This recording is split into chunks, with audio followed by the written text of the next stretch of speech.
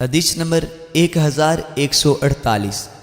حضرت ابن ابی عتیق رضی اللہ تعالیٰ عنہ فرماتے ہیں، اور حضرت قاسم بن محمد حضرت عائشہ رضی اللہ تعالیٰ عنہا کے پاس ایک حدیث بیان کرنے لگے، اور حضرت قاسم حضرت عائشہ رضی اللہ تعالیٰ عنہا کے بھتیجے تھے، بہت بطونی تھے، اور وہ ایک ولد کے بیٹے تھے۔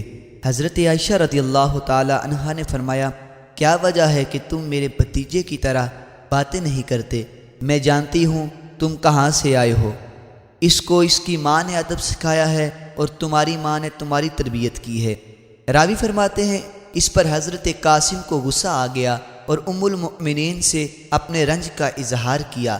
جب دیکھا کہ حضرت عائشہ رضی اللہ تعالی عنہا کا دسترخوان آ گیا ہے تو کھڑے ہو گئے۔ ام المؤمنین نے پوچھا، کہاں؟ کہنے لگے، نماز پڑھتا ہوں۔ فرمایا، بیٹھو۔ انہوں نے عرض کیا، میں نے نماز پڑھنا ہے۔ فرمایا، بے وفا، بیٹھ جاؤ، میں نے رسول اکرم صلی اللہ علیہ وسلم سے سنا، آپ نے فرمایا، کھانا حاضر ہو یا قضائی حاجت کی شدت ہو تو نماز پڑھنا درست نہیں۔